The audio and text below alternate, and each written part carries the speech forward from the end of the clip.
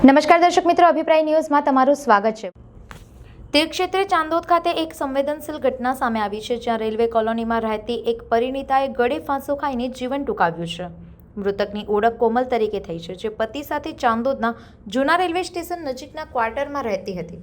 મળતી માહિતી મુજબ પતિ કામ પરથી ઘરે પરત ફરતા પત્નીને રસોડામાં ગળે ફાંસો ખાધેલી હાલતમાં જોઈ હતી। ત્યારબાદ તાત્કાલિક સારવાર માટે હોસ્પિટલ ખસેડવામાં આવી હતી, જ્યાં તબીબોએ તેને મૃત જાહેર કરી। આ ઘટના બાદ પરિવારમાં શોકનો માહોલ છવાયો છે। મૃતકના પિતા અને પરિવારજનોએ ઘરેલું કલહ અને માનસિક ત્રાસના આક્ષેપો કર્યા છે। ચાંદોદ પોલીસે મૃતદેહને પોસ્ટમોર્ટમ માટે ખસેડી કાયદેસરની કાર્યવાહી હાથ ધરી છે। સંવાદદાતા સાથે અભિપ્રાય ન્યૂઝ, વડોદરા।